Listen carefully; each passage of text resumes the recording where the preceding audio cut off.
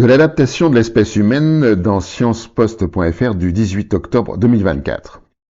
Une étude réalisée par le département de géosciences de l'Université de l'Arizona à Tucson aux États-Unis et publiée dans la revue Science le 20 septembre 2024 pose la question de l'adaptation de l'espèce humaine au réchauffement climatique. Selon l'étude, la Terre a connu des variations de température comprises entre 11 degrés et 36 degrés lors des 485 derniers millions d'années. Elle permet de confirmer à nouveau que le principal responsable de la régulation de la température terrestre n'est autre que le dioxyde de carbone. Les auteurs de l'étude s'inquiètent davantage de la vitesse du réchauffement en cours que de la température moyenne à la surface. En effet, on observe ici un rythme qui dépasse de loin celui observé par le passé géologique de la Terre. L'augmentation des températures met déjà en danger de nombreuses espèces vivantes et écosystèmes, témoignant de leur incapacité à s'adapter. Pour l'humanité, cette question de l'adaptabilité se pose donc plus que jamais. Rappelons que les humains se sont développés dans un intervalle de température d'environ 5 degrés, autrement dit, une température moyenne globale assez stable. Or, dans la mesure où nous nous dirigeons vers des conditions thermiques inédites à l'échelle de notre évolution, il est difficile de prédire l'avenir malgré la capacité d'adaptation de l'espèce humaine. Les uns jettent, les autres ont faim dans le Figaro.fr du 23 septembre 2024. Dans une étude publiée lundi 23 septembre 2024 par Too Good To Go, chaque Français jette chaque année 25 kg de nourriture alors qu'elle est encore consommable. Chaque Français est donc responsable de l'utilisation en vain de 1,3 km² de terres agricoles et de 390 litres d'eau par an et de l'émission de plus d'1 kg d'équivalent CO2. Plus globalement, 1,7 million de tonnes de déchets comestibles ont été jetés par les foyers français en 2021, ce qui représente 39% du gaspillage alimentaire global. Rappelons toutefois que, selon le Centre de recherche pour l'étude et l'observation des conditions de vie, le CREDOC, 16% des Français ne mangent pas à leur faim et 45% des Français déclarent avoir assez à manger, mais pas toujours les aliments qu'ils souhaiteraient. Si donc 50% des Français ne s'alimentent pas correctement, ce sont les autres 50% qui jettent leur nourriture, c'est-à-dire 50 kg par an et par personne. Extermination de la biodiversité dans lepoint.fr du 10 octobre 2024.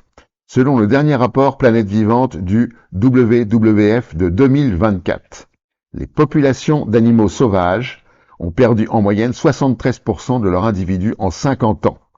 Daudi Sumba, conservateur en chef du WWF, précise « Il ne s'agit pas seulement de la faune sauvage, il s'agit des écosystèmes essentiels qui soutiennent la vie humaine. » Il ajoute « Les changements pourraient être irréversibles avec des conséquences dévastatrices pour l'humanité. » Par exemple, la perte des coraux altérerait la régénération d'espèces de poissons victimes de surpêche et, en cascade, priverait l'humanité de ressources alimentaires précieuses. Dans le détail, le plus fort déclin est observé dans les populations d'espèces d'eau douce, moins 85%, suivi des vertébrés terrestres, moins 69%, et marins, 56%. Nous avons vidé les océans de 40% de leur biomasse, a rappelé Yann Laurence du WWF France. Continent par continent, le déclin atteint 95% en Amérique latine et dans les Caraïbes, suivi par l'Afrique, 76%, l'Asie et le Pacifique, moins 60%. Les pourcentages expriment une diminution de la taille des diverses populations, c'est-à-dire des groupes d'animaux d'une même espèce qui partagent un habitat commun. L'eau qui nous reste dans France24.com du 15 octobre 2024. Selon le rapport de l'Agence européenne de l'environnement, l'état des eaux en Europe 2024, seulement 37% des eaux de surface européennes sont en bonne ou très bonne santé écologique.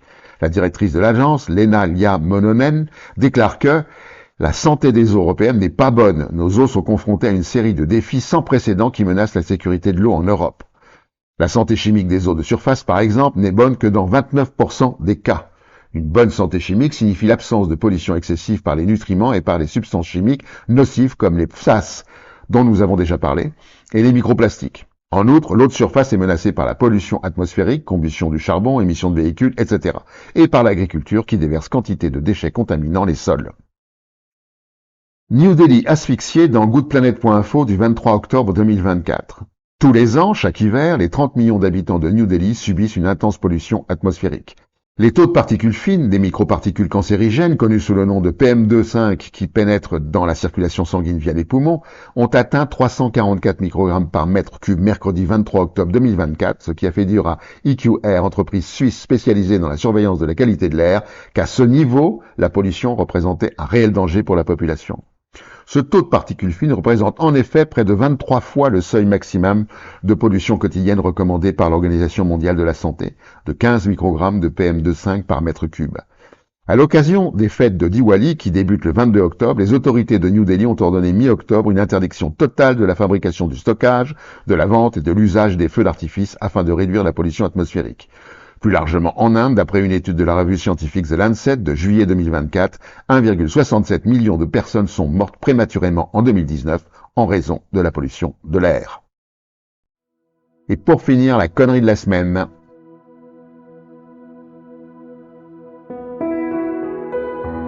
À la prochaine fois.